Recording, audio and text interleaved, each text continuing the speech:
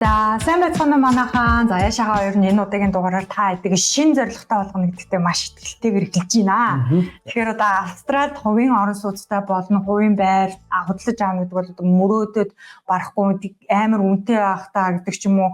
Одоо мань митэн бүтэхгүй байх та оюутны визтэй бүтэхгүй байх та гэж бодож байгаа бол наашаас бүгдээрээ чинь гаргалгаа гарц байгаа юм байна. Тэгэхээр энэ дугаараас та нар маань одоо байр авахд юунаас эхлэхий, хэдэн төгрөг төлдгийг, татварт хэдийг одоо өгөх ёстой, юундаар анхаарах ёстой гэх мэтчлээ олон гаргалгаа гарцыг энэ дугаарын блогоос олж авахыг аав нэгт би итгэлтэй байна. Тэгэхээр блогоо талан бүлээн авч үзнэ үү. За сайн уу Жими. За өнөөдрийн подкастэнд маань одоо орохыг зөвшөөрсөнд маш их баярлалаа. За сайн уу. Та хоёрыг учраас блогтоо орж одоо оролцуулсанд баярлалаа. Танай подкастыг блогийг сонсож байгаа хүмүүсээс өнөөдрийн мэндийг хүргье. За баярлалаа. За тэгэхээр өнөөдөр хэдүүлээ бол Австрали улсад байр худалдаж авахтай холбоотой мэдээллүүдийг аль болох богинохон хугацаанд илүү олон мэдээллийг багтаахыг хичээх болно. За тэрнээс юуны өмнө бас одоо үзэж байгаа хүмүүс маань өөрийгөө товчхон танилцуулаач. Ямар сургууль сурсан, ямар мэргэжлэр ажилладаг вэ? За би 2017 онд Western Sydney University-г одоо Master of Applied Finance-аар төгссөн. Тэгээд 2019 оноос эхлээд mortgage broker ажиллаж байгаа. За 19 оноос эхэр чи одоо 5 жил ажилласан байгаа юм байна шүү дээ. 5 жил болж байна тий. Вау, окей. Тэгвэл нэлээд сайн туршлагатай хүн оруулсан маань. Тэгээд тэр одоо бүгдээр амар том мэрнэ. Одоо бүгдээр томрох болсон. Одоо үнэхээр ингээ байр одоо үл хөдлөх хөрөнгө одоо дандаа юм жижиг юм ярих одоо бүгдээр гоё хөрөнгө оруулалт хийх талаар бүгдээрээ суралцъя. Одоо Жими маань биднэрт илүү гоё ойлгомжтой гоё амархан тайлбарч өгөх хаа гэж бодож байна. Тэгэхээр за хамгийн ихний асуулт ер нь ингээд бид нар монголчууд Австрали одоо хувийн орон сууц худалдаж авах боломжтой юм уу? Энэ одоо тийм хэцүү бидний төсөлж байгаа шиг хэцүү гэж бодоод байдаг шүү дээ. Хэцүү юу? Эсвэл ер нь давгүй юу? Болчихоо. Ер нь нэг тийм тэр талаар нэг ойлгох өгөөч. Ер нь бол монголчууд Австрали байрж авч болохыг бол болно. Тэгээд одоо жишээ нь төр визтэй юу? PR гэдгээс шалтгаалаад тэр байрныхын төрөл нь өөр гэдэг байхгүй. Одоо чинь хүн байр авахдаа хоёр төрлийн байр авч болно. Нэг нь өөрөө амьдрах зорилтоор буюу owner occupied property гэж ярьж байгаа. Тийм байр авч болно. Эсвэл investment байдлаар буюу тэрийг өөр хүн төрөөслүүлээд хөрөнгө оруулалтын одоо rental income-оор нь орлого болоод тэрээр нь эргэж төлөх байдлаартай investment property авах боломжтой. Тэгээд байнгын оршин суугч буюу citizen-үүдийн хувьд болохоор зэрэг шинэ болон хуучин байрыг owner occupied-аар чавсан болно, investment-ээр чавсан болно. Харин temporary visa-тэй хүмүүсийн хувьд болохоор зэрэг одоо өөрсдөө амьдрах зорилтоор бол шинэ хуучин айлыг нь чавж болно. Харин investment байдлаар бол зөвхөн шинэ орон сууц авч болно гэсэн ийм юу заалттай. Шинэ орон сууц гэдэг нөгөө off plan буюу нөгөө баригдаж байгаа байрлал бас орох уу? Тий, off the plan авч болно. Эсвэл буяа ингээд дууссан яг ингээд өмнө хинж амьдарч байгаагүй тийм шин бариад байж болно. Эсвэл house and land package гэдэг байдаг шүү дээ. Дөнгөж шинээр баригдаж байгаа. Ер нь өмнө хинж амьдарч байгаагүй тийм одоо анхны юу нь болоод орж байгаа тийм бариуд бүгдээр шинэ орон сууц гэж орно л доо. Тэгэхээр одоо ихэнх монголчууд маань нөгөө оюутны визтэй байгаа шүү дээ. Тэгэхээр оюутны виз болно гэсэн үг юм байна зөв үү? Тий, ер нь бол бүх temporary визанууд зээл авч болно. Хамгийн энгийн шалгуур нь болохоор зэрэг визний хугацаа 6 сарын дотроо байх хэрэгтэй. 6 сараас дээш байх хэрэгтэй. Дотроо байх нь болохгүй. 6 сараас дээш визтэй бүх төрлийн визтэй хүмүүс зээл авах боломжтой. Ганцхан ковидын визтэй хүмүүс зээл авч авах жоохон хүндрэлтэй байгаа. Зөв. Тэгээд за тэгвэл тийм визтэй хүмүүс авч болох юм байна. Тэгээ гол нь шүү дээ. Бид нэр ингээд оюутны визтэй хүмүүс одоо нөгөө байнгын оршин суух виз авах гэж байгаа зорилготой хүмүүс зөндөө байгаа шүү дээ. Тэр хүмүүст одоо хэрвээ Австрали хувийн орон сууц авах юм бол зарим одоо нөгөө мужууд одоо тэр нөгөө оноо цуглуулдаг шүү дээ. Байнгын оршин суух виз авахд байнгын оршин суух виз авах гэж оноонууд цуглуулж байгаа. Тэн дээр нь одоо тэдний хөрөнгө оруулалт хийсэн бол 5 онооч гэдэг юм тийм заалтууд ACT талаа байсан байхгүй юу? Тийм одоо давуу талууд байдаг бол ер нь Австрали байр авахын давуу тал нь юу юм бэ хөө? Тэр болохоор зэрэг миний сонссон бол ганцхан Canberra Matrix гэж байдаг шүү дээ. Тэр нь тусдаа байд юм билээ. Тэрэн дээр нь тэрний заалтыг нэг хальт харж байсан чинь тэрэн дээр нэг тийм 5 онооны юу харагдажсэн. Бусад мужууд бол тэр нь их харагдаагүй. Яг хөө тэр байр авснаар одоо байнгын оршин суугч авахд бол нэг тийм том юу бол байхгүй л дээ. Яг хөө камерад Matrix дээр нь 5 онол нэмэгдэхээр тийм зүйл харагдчихсан. За тэгэхээр хэдүүлээ хүмүүс бас яриагаа ойлгостой болгох үүднээс ингүүл яаж чинь одоо юу гэдгийг хоёулаа ч юм уу те нэг оюутны вижтэй хүн гэж бодоод хэрвээ би одоо яг одооноос байр авахыг хүсээд те зорих юм бол ямар алхмаас эхлэх юм бэ те ямар шалгуурууд тавьчих юм одооноос юун дээр анхаарах юм тэгээд явбал одоо бүх үе шатын мэдүүлээс хамраад явж чадах юм болоо те. За та хоёр чинь камерад амьдарч байгаа те.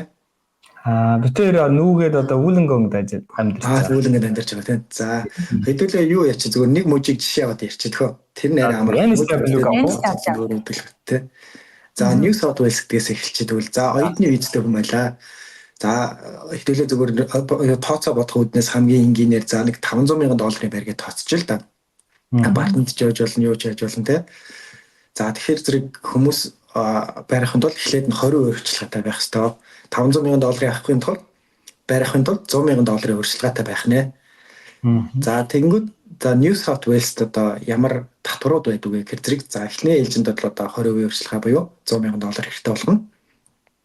За дараа нь болохоор зэрэг stamp duty fee буюу одоо манайхаар бол тамга тэмдэгтэй хураамж гэдэг нэг төлдөг. Тэр нь 4% байдаг. Дээрээс нэмээд New South Wales 8% stamp duty fee surcharge гэж байдаг байхгүй юу? Тэр нь болохоор зэрэг гадаадын хүмүүст Австрал байр хөдлөж авах юм бол мужаас хамаарат тийм одоо нэмэгдэл surcharge байдаг байхгүй юу? Тэгэхээр нийтдээ энэ хоёр нийлэхээр 12% болчихж байгаа байхгүй юу? 12% татвар төлнө л гэсэн. Тэгэхээр саяны $500,000 дээр $60,000 stamp duty fee surcharge төлөх нэ. За тэгэнгүүт өөр ямар зардал гарах вэ гэж хүмүүс ер нь зардлын ихчлэн сонирхоод байдаг байхгүй юу? Ер нь бол одоо яг хэдийн хэмжээний мөнгөтэй байвал зүгээр гэдгээс талаасаа те. Тэгээд төр зүрийн визтэй хүмүүсийн хувьд бол FIRB approval буюу Foreign Investment Review Board-оос зөвшөөрөл авах хэрэгтэй. Тэр нь болохоор зэрэг шинэ байр авах юм бол $14,200 одоо хураамжтай, мөрөглийн хураамж гэж авдаг. Хэрвээ хуучин байр авах юм бол $42,600 болоод саяны 4 сарын 9-ээс эхлээд өссөн байгаа. Тийм тэр бол нэлээд бас жоохон том өөрчлөлт болсон. Дотоодын хүмүүс байр авах жоохон өндөрлөлтэй байгаа учраас гадаадын хүмүүсийн жоохон хязгаарлах маягийн тийм болгоомж учирч байгаа тийм. Тэгэхээр зэрэг за хэдүүлээ шинэ байр авъя гэж үтэл та. Тэгэхээр зэрэг саяны аюун дээр бол $14,200 ер нь тэмцэл авах нэ сая $1 хүртэлх байр дээр $14,200 саяас 2 сая хүртэл бол $28,400 гээд яг 2 дахин үржин явчихдаг. Тэгээд 2 саяас дээшүүлгээ дахиад өсөж явчихна. Тэгэхээр зэрэг хэдүүлээ саяны $500,000 жишээнээр аваад үзвэл $14,200 stamp duty төлөхөөр тийм тооцоололт гарч ирж байгаа. За дараа нь за ингээд ерөөхдөө мөнгөний тэгээд дээрэс нь одоо солиситор тэгээд зээлдэгчийн финүүд хэмээл ойролцоогоо $2,500 орчим нэмэгддэг. Хууль тийм хуулийн зардлууд гэсэн тийм. Ерөөхдөө иймэрхүү зардал талаас бол гарч байгаа. За дээрэс нь тухайн хүмүүс орлоготой байх хэрэгтэй байр авахын тулд тийм. Виз нь мэдээж 6 сараас дээш хугацаатай байх нь Австралид дах орлогоороо одоо хэрхэн байр авах вэ гэдэг талаас ярьж байгаа учраас бас Австралийн юу гэдэг ярьчээ. За тухайн хүн ажил хийж байгаа бол тэ full time ажил хийдэг бол нэг сүүлийн 3 сар тухайн компанид ажилласан байх хэвээр. Cash flow-оор ажиллах юм бол 6 сараас дээш ажилласан байх хэвээр гэдэг. Ерөнхийн нөө ихэнх зээлэгч нарын шалгуурыг ингээд тийм байдаг. Зарим нь бол тэрнээс багыг зөвшөөрдөг газрууд ч бас байгаа л да. Тийм. Тэгэхээр ер нь бол ихэнх зээлэгч нарын тавьдаг шалгуур нь бол тийм байгаа. Тэгэхээр кэшээр ажилладаг хүн зээл авах боломжтой гэсэн үг болох гэдэг нь зөв. За кэшээр ажилладаг хүмүүс татварт юугаа ер нь бол татраа мэдүүлэх ёстой. Ер нь хуулиараа тий. Тэгэхээр зэрэг тийм тохиолдолд татрыг яаж тооцдог вэ гэхээр зэрэг сүүлийн 2 жил татрын албанд мэдүүлсэн одоо юугаараа taxable income гэд мэдүүлж байгаа шүү дээ. Тэгээд тэрнээс татвар төлж байгаа. Тэр дөнгөөр нь тооцож ихэнх зээлдэгч нар бол зээл гаргаж байгаа. Тэгэхээр ер нь бол одоо моргежийн зээлд хамрагдах байгаа хүн бол заавал татвар төлсөн байх нь шүү дээ. Тэр бичиг баримт чинь өөрөө моргеж эргэж төлөх үү чадвартай үгүйг нь батлах бас үндсэн одоо материал болох юм байна зөв үү те? Тий. Ер нь зээлгч нарын ерхий шаардлага бол тийм байгаа. Тэгээд sorry дахиад нэг юм асуучих. Өмнөх сая нөгөө зардлууд гарна гэсэн шүү дээ те. нийлээд 14% болчлоо тий. Тэр дээрэс нь тэдгээр чинь дандаа нөгөө өмнө гарах уу upfront гэдэг юунууд уу тий төлбөрүүд үү. За ер нь зөвхөн яг өмнө нь одоо байр энэ нь болохоор зэрэг одоо дөнгөж хүн байрны зээл судалж эхлэх үеэс эхлээд settlement хүртэлх үе гэж байгаа байхгүй юу. За хамгийн эхлээд нь хүмүүс ингээд mortgage broker-той материалаа өгөөд за бид нар ингээд зээлийн өөрчилсөн зөвшөөрөл авъя гэдэг те. Ерөнхийдөө нөгөөд нэг өөрсдийнхөө орлого тааруулаад өөрсдийнх нь maximum borrowing capacity буюу би яг хэдэн долларын зээл авч чадах юм бэ банкнаас. Тэрэн дээрээс нэмээд би өөрийнхөө өөрчлөгөө нэмээд нөгөө чинь зээл авна шүү дээ. Одоо чинь та хоёрын хувьд гэж жишээ нь зүгээр түрүүний жишээн дээр аваад үзэхэд те. Та хоёр эхлээд нь орлогын документэд өгсөн чинь та хоёрын зээл авах чадвар чинь 400 сая өшөөгөнгүүд та хоёр яг 100 сая долларын депозитээр нэмээд 500 сая долларын байр авах боломжтой гэдгээ нөгөө та хоёрын материал дээр чинь үндэслээд нөгөө банк ер нь хэдэн долларын зээл авна гэдэг тэр тоог нь гаргацдаг байхгүй юу. Тэгэхээр зэрэг одоо жишээ нь тэр settlement-ийн үед бүх үлдэгдэл төлбөрүүд нь хэрэг болно гэсэн үг. Settlement одоо чинь application өглөө pre-approval нь гарлаа. Pre-approval авсны дараагаар байраа хайж боллоо. Unconditional approval нь гарлаа. Unconditional approval гарснаас хойш одоо яг settlement буюу те байран дээр гар хэсэг зурснаас хойш яг 42 хоногийн дараа тэр байрны settle хийнэ гэсэн. Settlement гэдэг нь одоо ямар хүчтэй вэ гэхээр зэрэг та хоёр байрныхын төлбөрийг авна. Үлдэгдэл бүх төлбөрөө төлнө. Тэгээ байр та хоёрын нэр дээр гарна, банкны зээл та хоёрын нэр дээр гарна гэдэг бүх процессыг яг тэр settlement-ийн өдөр бүгд нэгэн зэрэг нэгэнд ор болдог. Тийм процесс байгаа. Тэгэхээр зэрэг одоо жишээ нь ингээл байр анх захиалгатай хүмүүс л 10% ч юм уу 5% ч юм уу гэж төлөөд авчдаг. Тэгээд яг зөвхөн тэр settlement-ийн үед одоо stamp duty fee-гээ төлөх нь 5% төлсөн байх юм бол foreign investment review board-ийн юу бол одоо яг unconditional approval гарахаас өмнө авсан. Энэ бол гэрээ хийлэл шууд submit хийгээд тэрийг авчих боломжтой. Манай хоёр нөгөө зарим юугаа монголчлрхүү болгоод одоо монголоор тиймэрхүү юмудаа гэж тайлбарлахгүй бол FIRB гэдэг чинь маань одоо нэг гадаадын иргэд нөгөө тухайн улсад хөрөнгө оруулалт хийх зорилгоор одоо авч байгаа зөвшөөрлөл гэсэн үг л дээ. Баян одоо Орсын суугч нь биш учраас бид нар ирнэ гэсэндээ бол торгуулаад байна л гэсэн үг шүү дээ. Илүү мөнгө төлөөд байна байхгүй тий. Тэгээ яг одоо ингээд жишээл би ихэд одоо ингээд амар их мөнгө юм шиг сонсогч байгаа байхгүй юу. Гэтэ ингээд Австрал байр авчвал бид нарт одоо ямар ашигтай ер нь авах нь зөв юм уу, хизээ авах нь зөв юм, ер нь их тийм авах ашигтай үе гэж байдгүй. За ер нь орон сууцны нэг үнийн статистикийг ингээд харж байхад орон сууцны нь бол одоо 10 жилээр ингээд харахад те одоо 40 жилийн өмнө хэд байсан, 30 жилийн өмнө хэд байсан, 20 жилийн өмнө, 10 жилийн өмнө гэдэг аваад үзэхэд бол яг ингээд байрныг одоо инвестмент хийхэд бол одоо тэр төгс цаг үе гэж байдгүй юм байна л да. Тэр нь бол аль хэзээ өнгөрцөн. Гэхдээ ирээдүйд яг юу нь л аль болох эртэл хөрөнгө оруулалт хийж ивэл одоо нөгөө байрны үн маань 10 жилийн дараа хэд болох нь вэ? Тэг хүмжин бол байнгын ингээд өөрөө ажил хийгээд хөдөлмөрлөөд ингээд яхад бол хэцүү тэтгэврт гарна те. Тэр үед ингээд өөрийн гэсэн одоо хөрөнгөтэй тэрнийх нь үнц нь өссөн түрээсийн орлогоор нь байрных хийхнийг төлчихсөн те. Байх юм бол хүмүүс тэрнийхэн зөрүүг хизээлүүл хизээ аваад зараад авч явуулна. Эсвэл ихэнх зээлээ төлөө дууссан бол те түрээсийн орлогоос багахан хэсгийн зээлийн хэрэгэн төлөөд үлдэгдэл хуваар нь одоо өөрсдийнхөө амжиргаанд тусны болох гэдэг юм те. Тэр талаас бол нэгдүгээр нэмэртэй. Хоёрдугаар болохоор зэрэг байрны үнийн өсөлт гэдэг чинь бол банк одоо өсөж явж идэг. Тэнгүүд одоо чинь 10 жилийн дараа байрны үн одоо 500 мянгаар авсан байр маань 750 мянган доллар болчихлоо гэж үзье.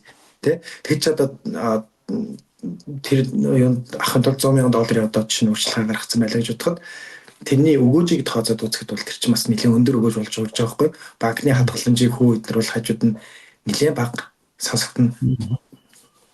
Тийм. Бид хоёр ч одоо яг ингээ байрмаар сонирхоор баг жилийн өмнө нэг одоо 500 мянгатай байлаа гэж дараа жил нь 550 ч юм уу амар өсөд байгаа байхгүй байр. Тэгэл за жил өнгөтэй байсан бол түрүү жил авдаг байж таа, ингэдэг байж таа гэл ингээл яваал гэдэг.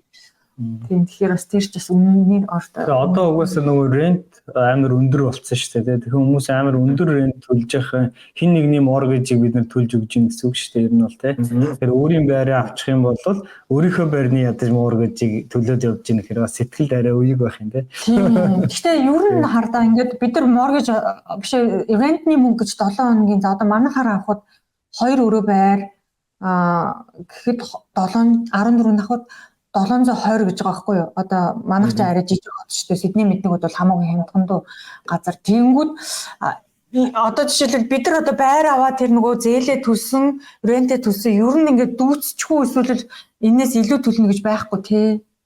Миний ойлголт. За одоогийн үед болохоор зэрэг хүү жоохон өссөн байгаа байхгүй юу? Хүү өсөөд нөгөө Австралид инфляц гэдэг чинь гараад энэ чинь бодлогын хүү өсөөд 2 жил гарангийн өмнө байсан 187, 179 гэсэн тэр хүнүүд маань 6.1 рүү ороод ирж байгаа байхгүй юу?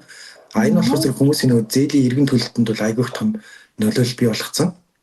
Тэгэхдээ яг энэ бол яг өнөөдөр байрны зээл аваад бага орчилгаатайгаар авъя гэхэд бол яг нөгөө нэг байрны хувьд бол арай жоох илүү төлөлттэй байх магадaltaй. Одоо өөрсдийнх нь байрында арай илүү мөнгө төлж явах боломжтой.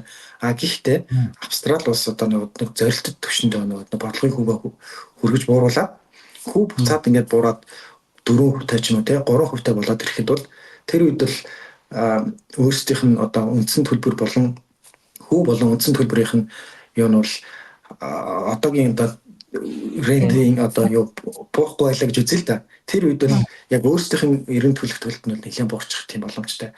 Одоо жишээ нь зээлийн хүү 2% байхад хүмүүс ч одоо ингээл жишээ нь 7 өнөخت сардаа нэг $2,500 төлөё гэж бодоход 50% нь үндсэн төлбөрөөс 50% нь хүү болж тооцогддог байсан. Яг одоогийн нөхцөл байдлаар зэрэг бараг нэг 90% нь болохоор зэрэг хүү болчоод нэг 10 хүрэхгүй хүн бол үндсэн төлбөрөөс хасагдж явж байгаа. Тэгэхээр зэрэг ер нь бол хүү байнга юм өндөр байх уугүй юу гэдэг талаас үзвэл хүү ер нь л аль болох тийм инфляцийн түвшнийг 3% ойртуулад 2-3% ингээд буулгачих юм бол Австрали бол ер нь хүүгээ бууруулах тийм хүлээлттэй байгаа. Тэгэхээр ирээдүйд ер нь нэлээд буух боломжтой л гэсэн. Тэгээд хүмүүс бас яадаг штэ тий сэтгэл хөдлөлтөд автаа тий за би машин авах уу яах вэ тий машин $80,000 гэж штэ авчиа гэдэг ч юм уу тий тэгдэг гэтэл ч одоо чинь камерад ингээд одоо зөвхөн New South Wales-ээр ярих байли камера гэж чинь яар тий камерад бол одоо тийм нэг саяны яриадсэн тэр олон татварууд бол байхгүй зөвхөн foreign investment review board гэдэг тэр фил байгаа 4200 за жишээ нь $400,000 байр авчлаа гэж бодоход 20 үржлээд $80,000 болчихж байгаа байхгүй тий тэр чинь $80,000 юугаараа байртаа болчихлоо тэр хүн тэнгүүдээ үлдээтэл одоо $320,000 юг нь бол яг нэг зээлийн эргэн төлөлтөөр одоо жишээ нэгэд төлөөд ингээ аваачдаг.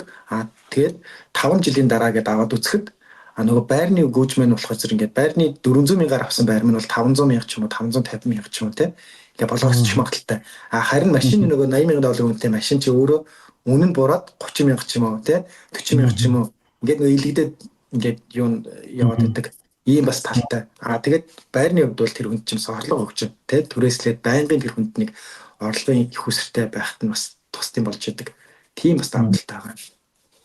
За тэгэхээр нэг талаас нь наацсан болохоор нөгөө хөрөнгө оруулалтын журмаар авах талаар бас яригдчих чинь тэ. Тэгэхээр одоо жишээлбэл ингээд би ингээд сонсож байхад хөрөнгө оруулалтаар хийж байгаа хүмүүс ихэвчлэн их олон байр авсан байдаг юм байл л дээ. Тэгэхээр одоо бидний хувьд ч юм уу монголчуудын хувьд temporary visit-тэй байх үед олон байр авах боломж байдаг. За яг олон байр авсан хүмүүсийн хувьд бол яг нөгөө нэг татвар болон финүүдийг л төлөөд яваад байгаа нөхцөлд яг авъя гэвэл бас авах боломжтой. Гэхдээ нөгөө нэг олон байр авсан хүмүүсийг яг харж байхад ихэнх нь бол PRM citizen-ууд байдаг. Яг гэвэл тэр хүмүүс чинь нөгөө нэг саяны нэг FIRB approval байхгүй. Тэгээд нөгөө баахан тэр олон татварууд байхгүйгээс гадна бага хувийн урьдчилгаатайгаар зээл авах боломжтой байхгүй. Одоо чинь 5% урьдчилгаатай байлаа гэж бодоход тэр хүмүүс зээл авах боломжтой тий.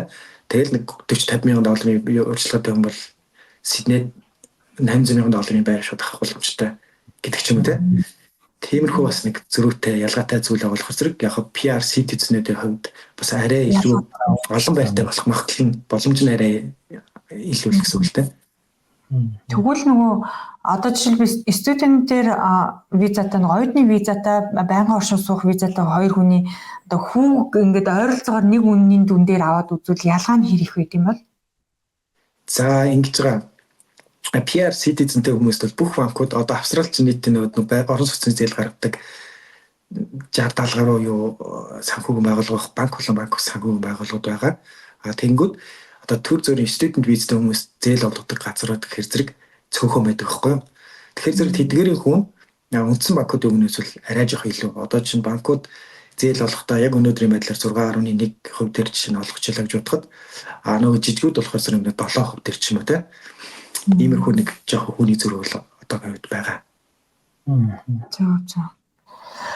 Тэгвэл ер нь бол тэгэхээр мөнгө хэмнэг юу яаралтай PR авах хэрэгтэй байна тий.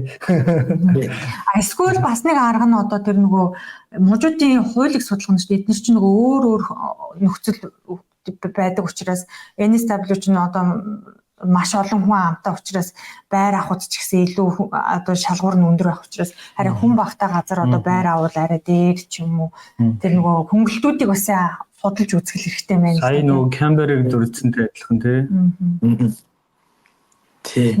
Canberra-тай яг адилхан одоо баруун Австралид нөгөө автоплан одоо яг баригдаж байгаа байр авах юм бол баригдаж өнгөшилж байгаа байр авах юм бол одоо гадаадын иргэдийн тэр татварыг нь бүгдийг хөнгөлж байгаа тийм юм байна. $14,000 хөнгөлөгдөх нь шүү дээ. Сүрх их мөш тий. Тий одоо 12% татвар гэж түрүү хэдүүлээ ярьжсэн шүү дээ. Stamp duty, surcharge гэдэг тэдгээр бүгдийг нь шинэ хөнгөлж байгаа тийм юм байгаа. Жишээ нь тэгээд Northern Territory дайруунд одоо жишээ нь байрах юм бол нөгөө гадаадын юуны татварууд байхгүй. Canberra-д бас айгүй тийм таатай нөхцөлтэй байгаа. Одоогийн байдлаар. Тэгээд гэхдээ одоогийн байдлаар яг хиний хэлдгээр жимийн хэлдгээр эдгээр яаж ч хөөрч магадгүй. Тэгээд тэгвэл за одоо энэ мөнгнүүд бүрдчлээ байгаа гэж одоо цуглуулчлаа гэж одоо тэгвэл би тэгээд бас нэг асуулт асуучлаа нөгөө оюутны визтэй байхдаа эртхэн авцсан дээр эсвэл PR авах гэж төлөвлөж байгаа хүмүүс одоо байнгын оршин суух виз авах гэж байгаа хүмүүс авсныхаа дараа мөнгө зөвлөж байгаа авцсан дээр үү эсвэл эртхэн авцсан дээр үнийн зөрөө нь ер нь хэр ялгаатай байх бол би харин гайхах. За хугацаанаас л хамаарах байх л та тэрэн дээр бол одоо жишээ нэг жилийн дотор ч юм уу те жилийн дотор PR нь гарчих ч юм уу те богино хугацааны шийдвэр нь гарчих боломжтой хүмүүс бол тэрийг үлээсэн дээр байх л та. Гэтэл зарим нэг хүмүүсийн хувьд бол бүр ямар ч төлөвлөгөө нь бүр хол байдаг шүү дээ. Нэг 4 жилийн дараа ч юм уу 5 жилийн дараа ч гэх юм уу. Тийм нөхцөл бол яаж яагаад юуг нь авцсан дээр байх л та. Гэхдээ Canberra жишээ нь байр авъя гэж бодож байгаа хүмүүсийн хувьд бол нэг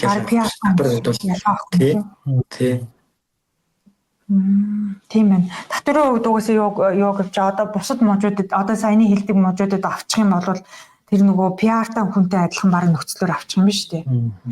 Тэгээд аваад өөрөө тийм NSW-д амьдарч байгаа мөртлөө тэр газар мужуудад зүгээр өөрөө очихгүйгээр одоо тийм захиалга өгчийг үл өгөөд авчиж бас болох юм биш үү? Тийм боломж байгаа. Тэгээд тэр байрнуудыг чинь нөгөө real estate agency-нуудад хариуцлаад өгчнө. Тэгээд тэд нар чинь та нарын өмнөөс харилцагчаа болоод inspection хийгээд те рентийн цуглуулж өгөөд ингээд явчихдаг учраас хүмүүс бол заавал хол авахгүй. Ер нь бол одоо жишээ нь Сиднейд амьдарч байгаа хүмүүс бол те Сиднейд одоо хөрөнгө оруулалт гэхээс болдоор өөр мужуудыг судлаад арай нэг хөрөнгө одоо оруулалтын хувьд өгөөж өндөртэй гэдэг юм те. Тийм газруудад ер нь байраа бүлэх зүгээр юм шиг санагдсан. Тэгэхээр нөгөө наач болох нөгөө owner occupied өөрөө амьдрахаар бол биш юм биш үү? Хэрэг гэх юм бол 1 жил өөрөө амьдрах хэрэгтэй гэсэн шаардлага байдаг тий. За тэр болохоор зэрэг ингэж байгаа owner occupied-аар хахад бол тий 6 сар амьдрах хэрэгтэй гэсэн тийм шалгууртай. Өөрөөсөө амьдрна гэдэг зорилтоор яаж байгаа бол тий. Тэгвэл тэгээд одоо тэгвэл за шиг мөнгө нь байна. Тэгвэл одоо юунээр анхаарах вэ Жими гэд хүн чамаас асуул. Одоо оюутны визтэй хүн юун дээр анхаарах вэ? Байр одоо за энэ дээр ингэдэж шүү. Ингээд данаар ингээд дараа нь одоо их мөнгө гарна шүү. Бити ингээрээ гэдэг нэг байдаг шүү дээ. Тэгээ энэ хятад нутууч айгүй олон байр авсан хөрөнгө оруулалт айгүй баян байгаа гэдэг шүү дээ. Бид нэр зарим хүмүүс маань одоо ингээд цуглуулад тэртээ явбал бас болох юм санагдаад байгаа байхгүй юу? Тэгэхээр нэг тийм юм гоё нэг тийм зөвлөгөөнүүд өгөөч. За юу дээр анхаарах вэ гэдэг хэвлээ одоо Австрал амьдарч байгаа хүмүүст бичиг баримтаа хэрхэн бүрдүүлж орон сууцны зээл авах вэ гэдгээс эхэлчих те. Одоо чинь хүмүүс ингээд зээл авах гэх тэгэхээр зэрэг хүн болгоны зээлийг бас банк зөвшөөрөхгүй. Тухайн хүмүүстээ санхүүгийн хувьд бас жоохон тодорхой хэмжээс эхлэх баттай байх хэрэгтэй. Одоо чинь л кредит карттай байх юм бол зарим хүмүүс чинь кредит картын лимит хэтрүүлсэн байж байгаа те. Заримдаа нөгөө дефолттай болцсон байж байгаа. Одоо хүмүүс чинь нөгөө нэг цахилгааныхын биелээ ч юм уу те. Эсвэл нөгөө нэг утас планаар авчаа тэрийгэ мартсан ч байдаг ч юм уу те. Ингээд тэд нар ингээд олон дахин яагаад нэг кредит файл дээр нь дефолт болсон байхад банкуд ерөөсөө илүүдэг байхгүй юу? Тэгэхээр зэрэг ямар нэгэн байдлаар тийм нэг дефолт байна уу? Тэрийгээ сайн анхаараарай. Бас хүмүүс мэдгүйгээр явж байгаад ч бас дефолттай болцсон байх тийм бас нэг тохиолдол байдаг юм л дээ. Хоёрдугаар талаас кредит картын лимитийг ерөөсөө хэтрүүлж болохгүй. Тэр лимитэндээ байх ёстой. Тэгээд өөрхийн нөгөө орж байгаа орлого нь одоо гарч байгаа зардлаас айл болох илүү болохыг одоо нөгөө тэр чинь банкнаас ялах сүүлийн 3 сарын банк стейтментийг тэг орлогын документуудыг авдаг байхгүй. Тэгэхээр сүүлийн 3 сартаад айл болох одоо нэг илүү нэмэгтэй байх тийм юг ингэж харуулвал банкад их дуртай. Тэгээд юунда банкны даас чи хаяа ингээд хасруу орчдөг тийм тохиолдол үүдэж шүү дээ. Редрав хийгдчих байдлаар ингээд нэг тиймэрхүү байвал банкуд бас тэндээ шууд энэ хүн дансны менежмент дээрээс юу биш юм байна гэдэг үднээс зарим банкуд бол тэрэн дээр батгалзах тийм магадaltaй байдаг. Тийм болохоор зэрэг ерөөхдөө тиймэрхүү юмнууд дээр анхаарсан байж бол зүгээр. Тэгэхээр залуучууд бол хаяа нэг бетмет тавьчихдаг шүү дээ. Нэг зарим хүмүүс бол нэг зарим сард яг зээл авах өмнө зүгээр байж байсан. Яг зээл авахын өмнөх сарууд нэг баахан гэдэг юу тавьсан байх бол банкуд энээр нь бол гэмбл хийх хэрэгтэй нөхгүй юм те. Жоо байрныхаа зээлээ төлж чадахгүй ч бас магадгүй бол юм байна да гэдэг үднээсээ бас тэрийг бол харах үздэг бас талтай. Тэгэхээр зэрэг тиймэрийг бас сайн юутай зүгээр анхааралтай байвал бас тэр бол тийм айхтар том зүйлс биш л те. Гэр бүлийн хоёулаа хэрвээ ажилдаг бол хоёулаад моргежтэй хамт орж болно гэсэн үг тий. Тэгвэл илүү өнөөдөртэй болох уу? Тий. Ер нь бол аль болох орлогын хувьд одоо илүү их орлоготой байх тусмал зээл авах. Одоо банкуд зээл өгөх дуртай байна л гэсэн үг ер нь бол. Тэгэхээр миний ойлгосноор бол их одоо хүмүүсийн бодож байгаа бол эхлээ байраа олоод их гоё байраа хүссэн мөрөөдлөгөө байрыг олцоод тэгээ тэрэндээ орох гэж явна гэж бодоод байна л да. Тэгтэл одоо миний ойлгож байгаа болохоор хүн зээл хэдийг авч чадах вэ? Тэрнийхээ хүрээнд л байр хайх юм биш үү? Зөв үү те? Тий. Ер нь ядаж одоо банкыг хүлээж яахгүй маа гэдэг одоо над руу mortgage broker руугаа материал өгөөд ер нь миний зээл авах чадвар багцаагаар хэд байна гэдгийг ерөнхийдөө тооцоолж хэрэгтэй. Тэдний тооцоол бол ерөнхийдөө банкны тооцоолтой их ойрхон тусдаг. Тийм болохоор зэрэг тэр юугаа эхлээд бүх материалуудаа шаардлагатай материал өгөнгүүд тэн дээр нүцлээд тоог нь гаргаад өгчөнгөө тэр багцаанд бол хайж болно. Бас нэг юм тийм санаа зовчлоо.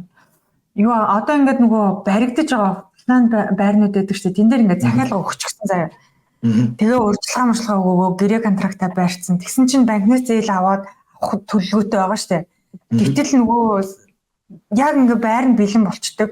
За та мөнгө төлөөд байраа нөгөө банкнасаа зээл аваа та энэ байраа аваараа гэдгсэн чинь нөгөө банк нь хэрвээ юу өгөхгүй зээл өгөхгүй болчвол тэгээд яад юм бол нэрээ. За тийм тохиолдлууд бас гарнаа. Бас банкуд одоо чинь байрны үнэлгээнүүд чинь юу ачаа. Тэгэхээр зэрэг яг энэ тохиолдолд болохоор зэрэг аль болох эртнээстэй ямар нэг mortgage broker-тэй холбоотой байгаад те ер нь багцаагаа мэдчих хэрэгтэй байхгүй. Ер нь бол одоо бид нар одоо тэгж байгаа. Одоо бид нар миний орлого хэд, эхнэрийн орлого хэд те. Бид хоёр ийм кредит картаа гэдэг ерөнхий юмудаа нэг үзүүлсэн байхад брокерууд нь болохоор зэрэг ерөнхийдөө болох юм байна. Тэгж болохгүй шүү. Ажлаа сольжлохгүй шүү ч юм уу те. Ажлаасаа гарч болохгүй шүү. Кредит файл дээр ямар нэгэн асуудал гаргаж болохгүй ч гэдэг юм те. Тиймэрхүү талаас нь зөвөр юу ерөнхий мэдээлэлүүд нь л өчнө л доо. Хэрвээ нэгэнд тэр хангагдсан байхад бол бас харцсан гайг байдаг. Нөгөө талаас одоо жишээ нь байрны үн хэд өссөн байхад бас off the plan юу авцсан тохиолдолд бас нэг зарим нэг банкуудын болохоор зэрэг үнэлгээ одоо чинь 500 гэлтэй гэрээ хийсэн чинь банк үнэлэнгүүдээ 480 мянган байна ч гэдэг юм те. Тэгэхээр зэрэг 480 мянгийнхын 80% буюу одоо ингээд бид нар 400 мянга биш тэрнээс нэг арай нэг жоохон 390-ийг ч өгнө ч тийм үү те. Тиймэрхүү нэг тал байж бас болно. Тэрнээс л бүр огтохгүйгээд зөв зүгээр орлогон зөв зүгээр ажилттай гид төвшин олдоогүй бид нар хөөөлчлөө гэсэн тийм юм тодорхой биш зүйл бол байхгүй л дээ. Тэгэхээр одоо моргэж өгж байгаа газар нь за 390 гэж бодоход зөрүү мөнгөний тэр хүн өөрөө нэмэлтээр олох хэрэгтэй болох юм шүү дээ тийм бас юу байх талтай. Эртнээс хийх тусмаар мөнгө хоригдлуулах ёстой юу? Миний одоо зээлжих чадамж маань хүрж ийн үгүй юу? Тэрийг олж мэдэх боломжтой байх юм байна тийм ээ. Тийм ээ тий. Тэгээ одоо бас байраа аль зүг рүү авах уу? Сум лам хараас асуугаа. Ламдаар нэг орыг гэдэг шиг тий. За тэгээд хамгийн гол юмнуудаа ер нь сая амар мэдэж авдаг шүү дээ. Ерөөсөө санамгүй юмнаас бас болж би юу гарахгүй зээл гарахгүй моргож орохгүй байх магадaltaй юм байна. Тэрийг хэлж өгсөнд баярлалаа. Мэдээгүй мэд. Өөр минийхээр асуух асуулт байна уу? Дээрэс нь одоо хин Жими маань одоо яг mortgage broker ажиллаж байгаа шүү дээ. Тэгэхээр монголчууд маань ингээд өөрлөвчин хандаа тий бичиг баримтан дээр зөвлөгөө аваад за өөрөөр чинь дамжуулаад mortgage-ийнхаа зээлийг олж авах боломжтой гэсэн үг тий. Тий. Монголчууд бол нэлээд олон хандж байгаа. Ер нь бол бас ингээд энэ бүх мужуудад одоо миний хувьд бол одоо South Australia-д амьдарч байгаа. Гэхдээ mortgage broker-уудын хувьд бол бүх мужуудад зээл гарах боломжтой байгаа. Тэгээд монголчууд маань бас нэг үе яваад бас нэлээд мэддэг болсон. Зээл авъя гэд нэлээд ханддаг болсон байгаа. Тэгэхээр баяжаалаа би мэдээл байгаа та нарыг. Тэгээд яг монголчууд гэхээр зэрэг яг сая бол яг бичигдсэн дүрм журмын юм дагуу юмнууд ярьлаа. Гэхдээ бас саяны зөвлөд дээр ингээд өөр брокер дээр ингээд саяны зөвлөд дээр ингээд асуудал орчоод тийм ирсэн тохиолдолд бас тэр хүмүүс бас тотлох одоо нөө бас өөр арга бас байдаг шүү бас нэг тийм. Тэр бас туслах тийм боломж. Мэдсэн юм аа бас нэг шатар гараж гэж байгаа. Бас нэг тийм арга байдаг бах тий. Тийм бас нэг өөр зөөр аргууд байдаг. Зарим хүмүүс бол одоо австрал хүмүүс дээр очивол тэр арга бол хизээш хэрэгжилж чадахгүй. Тэр нэр байхгүй тий.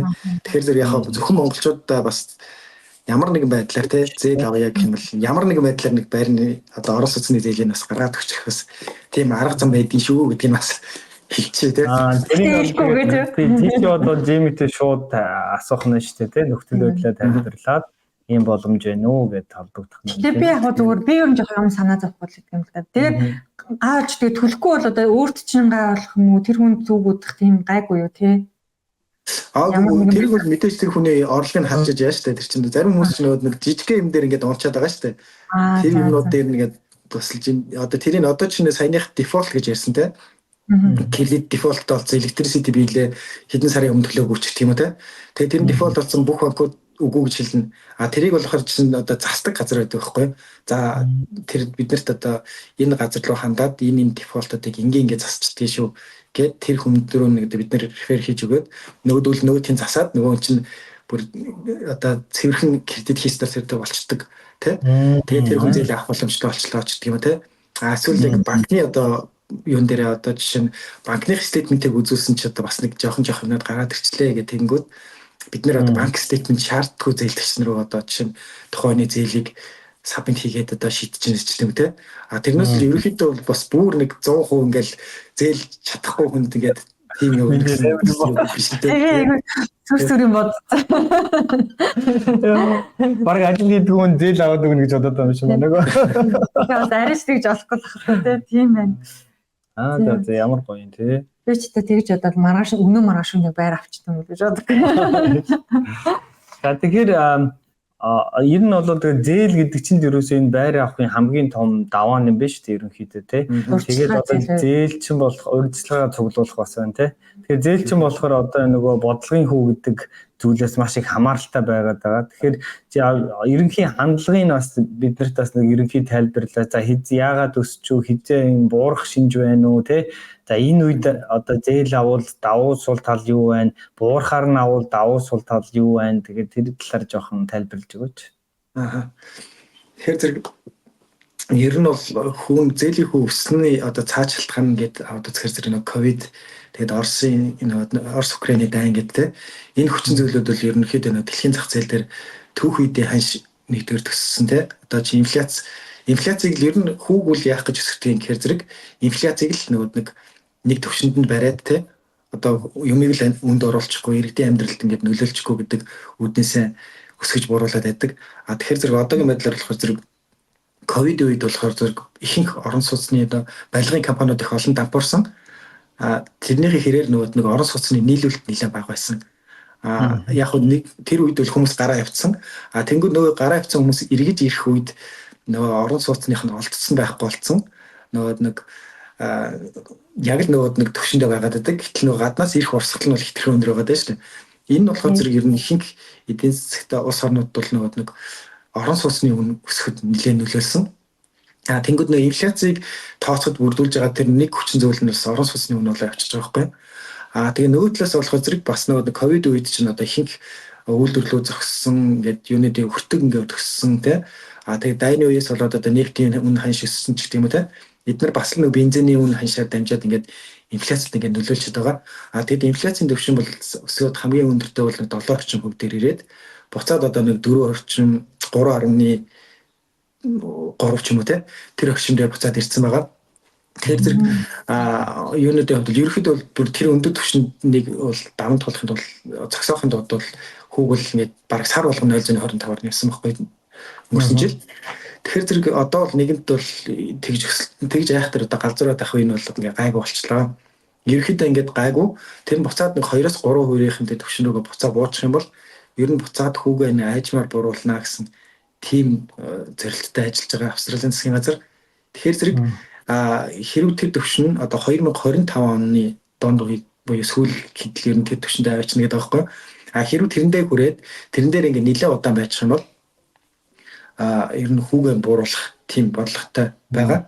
Тэгэхээр зэрэг хүү одоо чинь буугаад одоо чинь 3 4 хөрөө ингээд орох үед бол одоо ингээд хүмүүс одоогийн хүн дээр одоо зөвхөн зарим хүмүүс бол иргэн төлөлтөн одоо бид нар худалдаж авснаас илүү төрөлсөн арай хямдхан байна гэдэг яг тийм дээр байгаа байхгүй одоогийн нөхцөл байдал бол гэтэл чинь яг хүү ингээ буугаад нөгөө юу нэгээд илүү одоо өөрсдөө байр худалдаж авсан илүү ашигтай болоод эхлэх үед хүмүүс бас байр орон сууц авах магадлал нь бас нэмэгдэх бас тийм хандлагатай л да.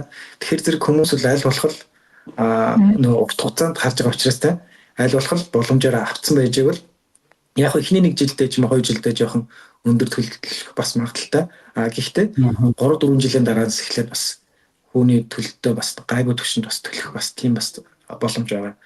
Байрны үнийн өсөлтөө энэ түвшинд хадгалчихна. Давуу тал нь бол бас тийм байгаа. Тэгэхээр чин хүү буураад одоо буурахаар наавна гэд хүмүүс хүлээж илээ гэж бодоход буураад эхлэхээр ч маш олон хүү авах гээд байрахаар чин байрны үн өөрөө ахад өсөд явчих шүү дээ тий. Тэгээ байрны үн ихээр чин бас тий бас ашиггүй болчихно гэсэн үг. Өөр нэг асуулт болохоор одоо энэ хүү бодлогын хүү өөрчлөгдөөд одоо моргежийн хүү өөрчлөгдөж байгаатай хамаатай нэг ойлголт болоход refinance гэж ойлголт байгаа тий. Тэр талаар бас жоохон тайлбар өгөөч тий. Яг ямар үед хийдгийг тэгээд хэдийн хугацааны давтамжтай хийх боломжтой хүссэн үедээ хийгээд идэм үү тий. Тэр талаар ер нь бол refinance-ийг бол хүссэн үедээ хийх боломжтой. Гэхдээ нэг хитрхийх олон банк солиод авах юм бол нэг бас тухайн харилцагчд ашиггүй. Яг тэгэхээр зэрэг тодорхой давтамжтай одоо 2 жилийн давтамжтай байж юм те. Тийм хугацаанд refinance хийгээд байвал зүгээр. Refinance хийхин давуу тал гэхээр зэрэг банкуд хүү өсгөд бол бүгд дагуулж өсгдөг. Хүү бууж байгаа үед бол зарим банкуд нь хуучин харилцагчдын үгээ баг хэмдэн үлдээчдэг байхгүй. Одоо чинь өнгөрсөн 2-3 жилийн өмнө хэд чинь банкуудын хүү ингээд буугаад 2 хөрөө орцсон байж хахад ихэнх харилцагч нарын хүү бол нэг 5-тай 4-тэй тийм харилцагч нар хүүтэй хүмүүс ирээд refinance хийлгээд 199 рүүгээ ингээд refinance хийгээд болгочихж байгаа байхгүй. Тэгэхээр зэрэг харилцагч нар бол аль болох тийм refinance хийнэ гэдэг бодолтой байх юм бол хүүгээ аль болох зах зээлд өрсөлдөхүйгээр хүүгээ бууруулах боломжтой гэсэн. Нэгдүгээр давуу тал нь тэр байгаа. Refinance-ийг өөр яаж хийдэг вэ гэхээр зэрэг нэг байрны одоо үн ингээд зах зээлийн үн өсчдөг тий.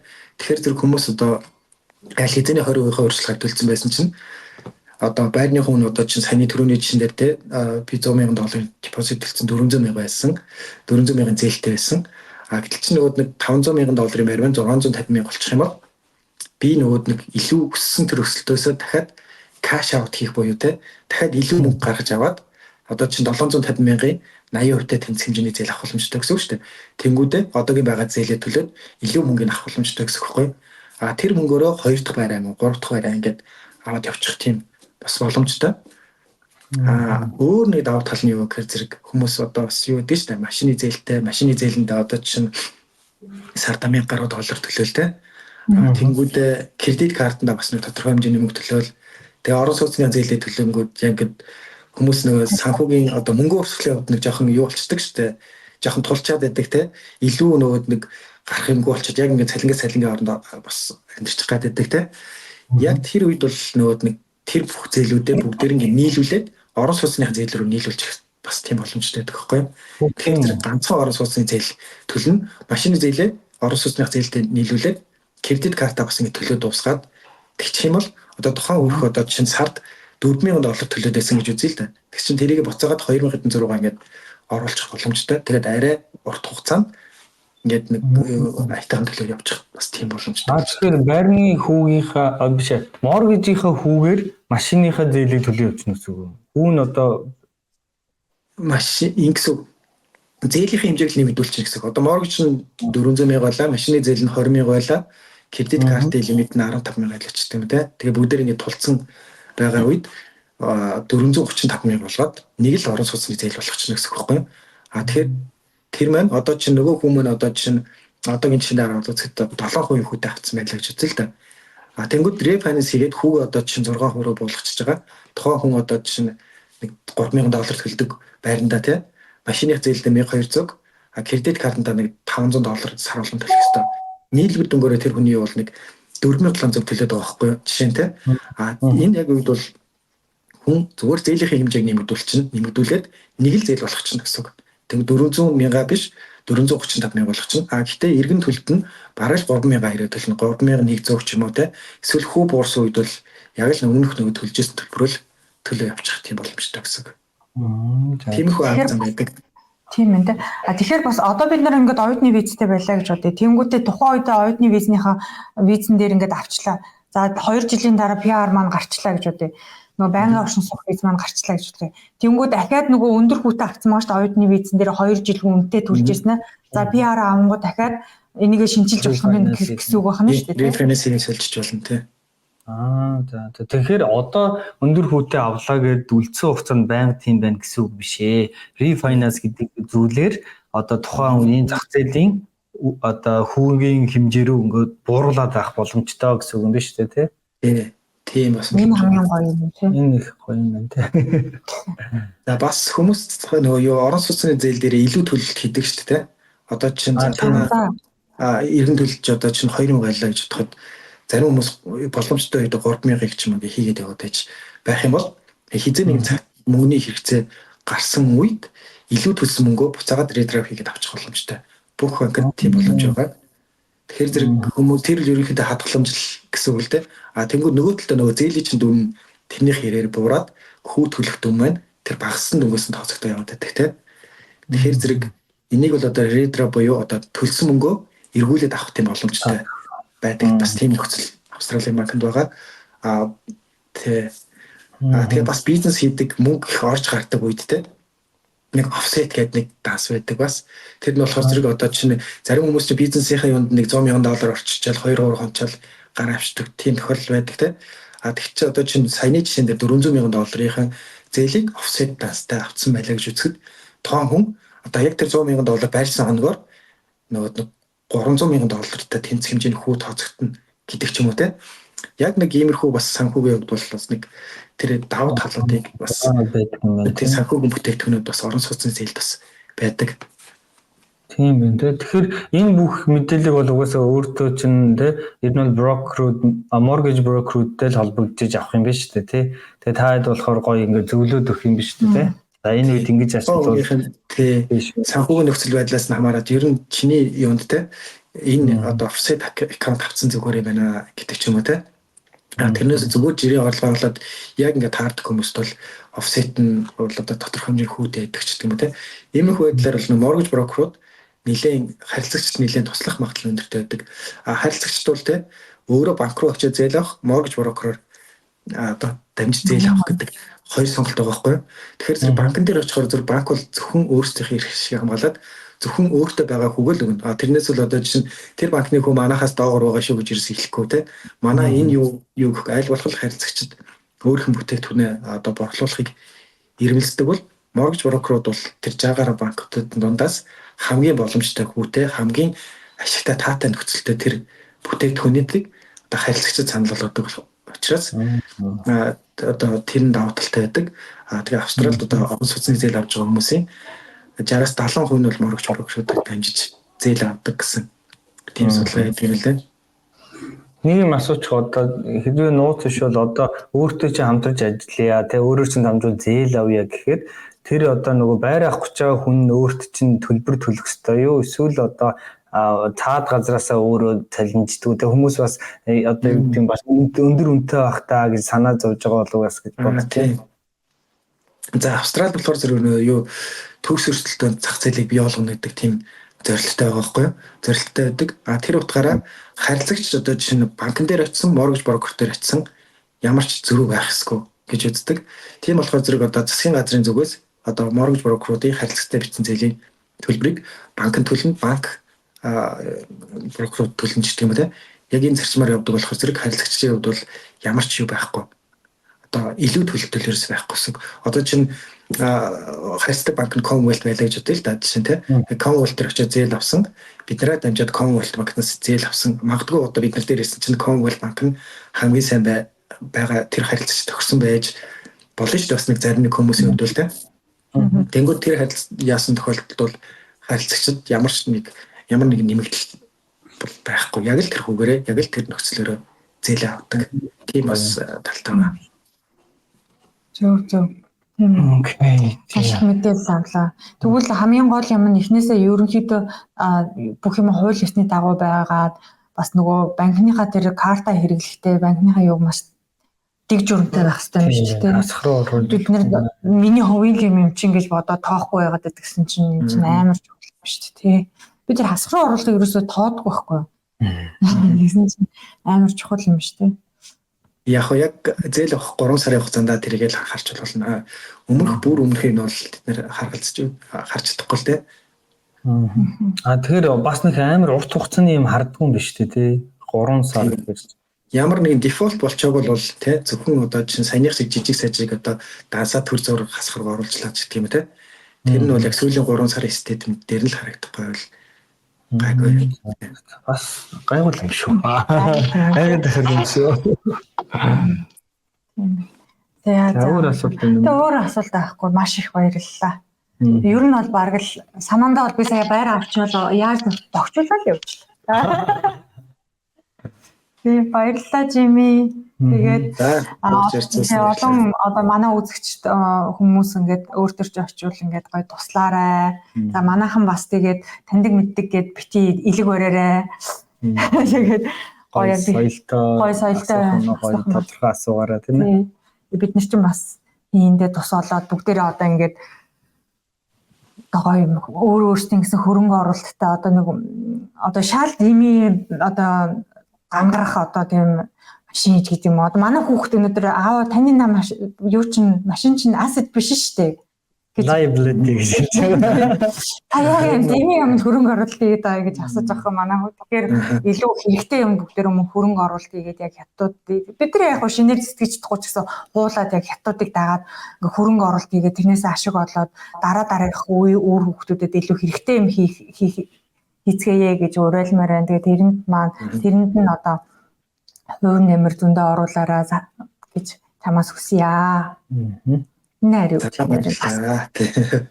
Тэгээд Жимэд бас юу гэж хэлмээр юм. Битээр асуугаагүй үлдээсэн янз бүр юм байна уу? Тийм тэгээд яг харилцагчийн хувьд бол яг ингээд нэг хүн болгон ингээд нэг тавтагдчихгүй тийм юутай байд юм л да. Ер нь бол ингээд кейстэй гэдэг юм те. Одоо чинь ингээд 10 жил яг моргэж брокер хийчээд тэр харилцагчид яаж туслахаа мэдэхгүй брокерууд төсөндөө харж байсан байхгүй юу? Тэгэхээр зэрэг ер нь яг хүн болгон тэр юун дээр ингээд яхад бол ингээд мэрэгжлийн хүнд ингээд хэрэг хандах юм бол ямар нэгэн гарц гаргалгаа бол бас байнга байж идэх юм байлаа шүү. Тэгэхээр зэрэг өөрсдийнхээ эргэн тойронд амьдарч байгаа морок руу тандсан ч болно те. Ямар нэгэн байдлаар ингээд мэрэгжлийн юугаар яг өөрсдөө ингээд зүтгээд байдаг те. За би яг тийх ёстой, интернетээс нэг хальт мэдээлэл уншичаад ингэх ёстой гэдэг ингээд яг гоо тэд нар бол зөвхөн ерөхийн мэдээллүүд байд юм лээ. Тэгээд яг мэрэгжлийн хүмүүс бол ингээд таад яг тохирсон, яг өөрсдөнд нь тохирсон тэр бүтээгдэхүүнүүд яагаад амьдралыг бас нэлээд easy болгочдөг. Бас тийм тал байд юм лээ шүү. Одоо ингээд олон жил ингээд ажиллаж хахад нэг зарим хүмүүс нь одоо сингл хүмүүс ч байдаг те орлого багчаад дахиад хүмүүс байдаг. Надад хин юу яах вэ гэдэг байдлаасаа ингээд өөргөө хайцсан хүмүүс олон байдаг байхгүй юу? Тэр хооронд чинь ингээд бүх юмны үн өссөн нөгөө хүмүүс чинь нөгөө гоё тухайн үед те моргож брокер дээр очиод асуудлаа шийдчих байсан юм дээр хид хид банкн дээр очиж өгөөгүй шилжээд ингээд шантарцсан те. Тийм хүмүүс бол ингээд зөндөө бас таардаг. Тэгээд тийм болохоор зэрэг ер нь л аль болох боломжгүй зүйл гэж бас байдаг л да. Гэхдээ яг хуу тэр зүйлүүдийг бас ингээд юуны тэр зүйлүүд бас ямар нэгэн гарц гаргалгаа бас ямар нэгэн байдлаар л бас байдгийг шүү. Тэрийг одоо тий гэж ирэлхийлж хайж олоорой гэж бас хэлэхээр байна. За маш их баярлалаа. Би бол яг 100% санал нэг байна. Ер нь бол битээр ч гэсэн сүүлийн одоо мэрэгжлийн хүнээс нь асууна гэдэг ямар чухал, ямар их цаг хугацаа, мөнгө, маш олон зүйлүүдийг ингээд хэмнэдгийг ингээд бас амар мэдэрч байгаа. Тийм учраас одоо энийг үзэж байгаа хүмүүстэй ч гэсэн тэгээ зөвхөн байр авахтай холбоотой ирээдүйн байнгын орчин суух виз авах гэж байгаа тий бусад бүх зүйлсээ эртнээс төлөвлөлөөд мэрэгжлийн хүмүүсээс бас зөвлөгөө аваарай гэж хэлмээр байна. За тэгээд өнөөдрийн дугаар маань энд хүрээд өндөрлөж байна. За энэ хүртэл үзсэн та бүд маш их баярлалаа. Удахгүй тэгээд шинэ байрандаа ороод тий баяр хөөртэй байхын одоо ерөөлийг дээш нь дэвшүүлээ тийм ээ. За тэгээ байрныхаа найранд бид гурыг өрөөрэй. За. За баярлалаа. За баярлалаа. Баярлалаа.